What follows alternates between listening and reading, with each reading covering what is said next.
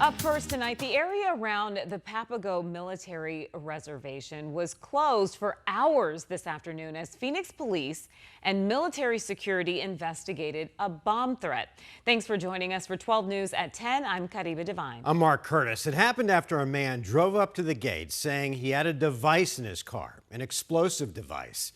Tonight, in a 12 News exclusive, we're hearing from that man. 12 News journalist Bianca Bono talked to him, and she's live at 52nd Street in McDowell, where all of this craziness happened. Bianca, what was his explanation?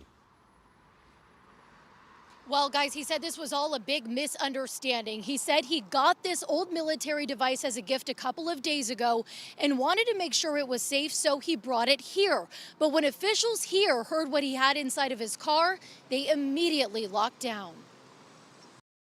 A massive police and military scene outside the Papago Military Reservation Thursday afternoon. Patrol units responded out to the Papago military installation a short time ago because somebody drove up to the location with what they believed was some sort of military explosive device. That somebody is Jeff from Scottsdale. I go, this is all, just look at the thing. If you just look at the thing, it's a total misunderstanding.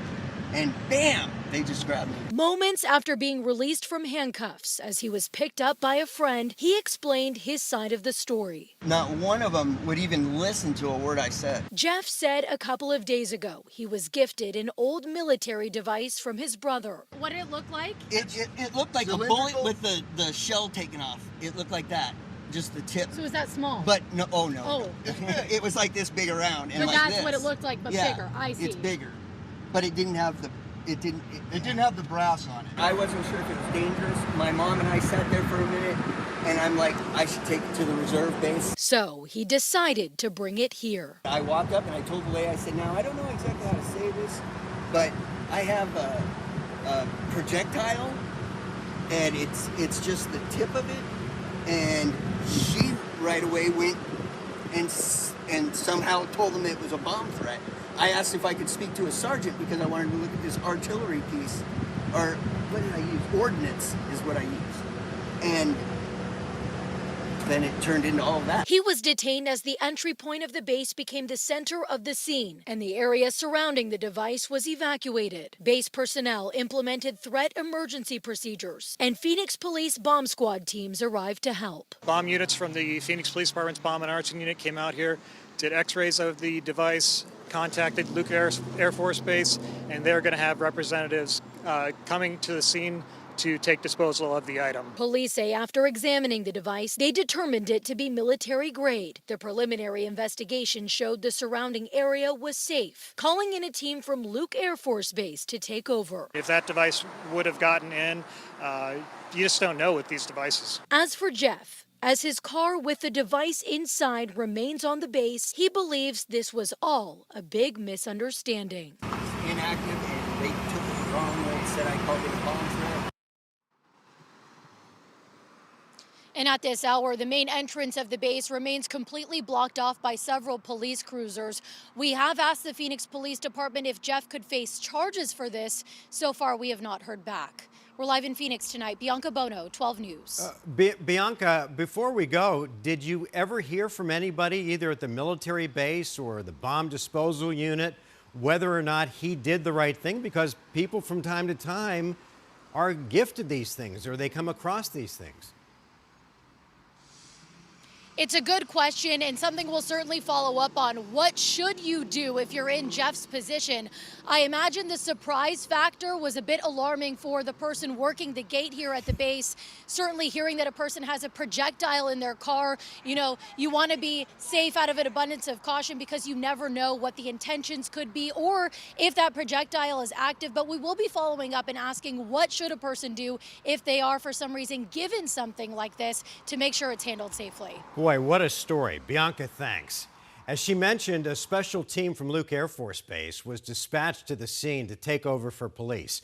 Earlier this year, you may remember, we spoke to that crew about how they treat these cases, and they explained why you have to be careful with military relics. You were to find these things, I would suggest that you immediately call 911 in a calm fashion. Anything that you find, leave in place. But what would happen is we would work with that law enforcement agency through the base and actually respond with explosives and tools to make sure that we can mitigate whatever UXO, which is an unexploded ordnance, that you may have come across in that situation. And believe it or not, officials at Luke Air Force Base say cases like this aren't really that unusual, and they're actually among the most common type of call that they receive. Developing tonight in Tempe, police are investigating a safety issue that forced officials to cancel a city council meeting. Tempe police say that shortly before the meeting started, the city learned of an issue that threatened those who were attending. Police have not released any other details, but did say that this is the first time something like this has ever happened in Tempe. We'll keep you updated as we learn more. New at 10, inmates in Lewis Prison in Buckeye have been without running water all day, and it's not clear when the problem could be fixed.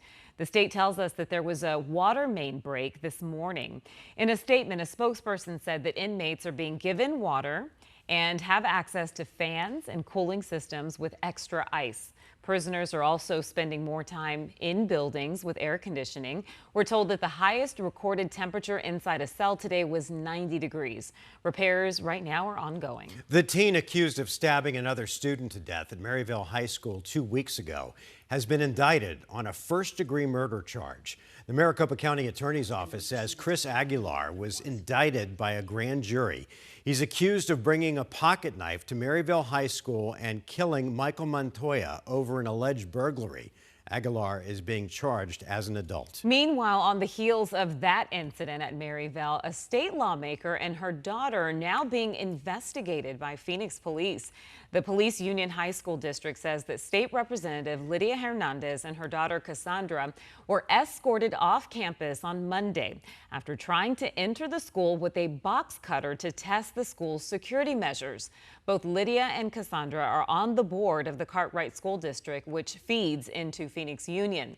Other state leaders are now calling for the two of them to resign. And tonight, the recently sworn-in Phoenix police chief confirmed that they are currently under investigation.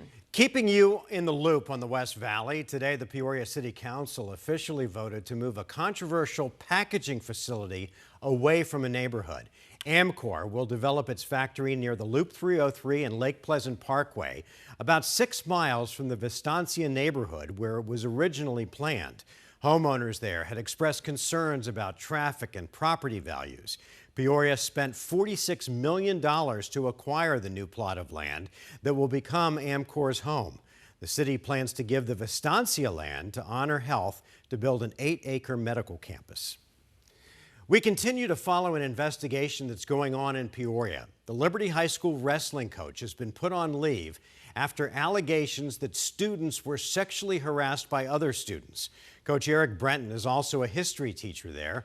Last year, Peoria police opened an investigation into incidents between teammates on the wrestling team, but couldn't find any evidence that anyone was assaulted. Amid these new allegations, the Peoria Unified School District says they opted to put the coach on paid leave. All right, take a look at these photos here. Scottsdale police are looking for these two men who officers say are behind several Valley gym burglaries. Police tell us that the two stole wallets and credit cards out of locker rooms and then used them at multiple businesses. The men are accused of making thousands of dollars worth of fraudulent credit card purchases. Police say that they drive a white Mercedes-Benz with no license plates. If you have any information, you're asked to call police. 12 years have now passed since one of the most tragic incidents in wildland firefighting history. 19 Granite Mountain hotshots perished when they were overcome by flames while fighting the Yarnell Hill fire. Eric Marsh was the superintendent of that crew, and now his widow has turned her grief into a mission, working to ensure that no family will ever have to face a tragedy like that on their own. 12 News journalist Kyle Semchuk shows us how the Eric Marsh Foundation is honoring the fallen by serving the living. It remains one of the darkest days in Arizona history. Right now, what we do know is that 19 firefighters were killed. On June 30th, 2013, Prescott's own Granite Mountain hotshot crew was overrun by flames as they battled the Yarnell Hill fire. The elite hotshot crew was led by Eric Marsh. He absolutely loved it. He loved the travel. He loved, as he used to say, turning boys into men. In the months following the tragedy, Marsh's widow Amanda started the Eric Marsh Foundation. Remember the boys, to honor them first, and to do good in their name. And that's what we've done for 11 years. More recently, the nonprofit found a new home in downtown Prescott on Cortez Street. Inside is a place where people can learn about the Granite Mountain hotshots and even see props from the movie Only the Brave. There's coffee, clothing, and artwork for sale. Every purchase helps families of fallen and injured wildland firefighters. In the last 12 months, we've donated out almost $100,000. The Eric Marsh Foundation provides financial assistance for things like mortgage payments, therapy, even pet food. We stay in these these families' lives and these widows' lives for the long haul. Bodie Macbeth and her children needed help in 2020 when her husband Ian died in a plane crash while fighting a wildfire in Australia. Amanda reached out to me to see, if I was needing help with bills, which is really amazing. So she did help me catch up on a few bills. The Eric Marsh Foundation also hosts widow retreats, which Macbeth has found even more support in. Talking to other people in similar situations, lots of pain, lots of different stories. It was a really amazing experience, and just realizing that I'm not alone in this. For Amanda, the work is personal and rooted in the town she loves. The Eric Marsh Foundation needs to be in Prescott because this is where the boys are. This is where Eric's buried, is in this town, about 5 miles from here. The hotshot's story and ultimate sacrifice continues to inspire through the foundation and now through this shop. They continue to have a voice in the world. They continue the good work that they've done. In Prescott, Kyle Simchuk, 12 News. Kyle, thanks.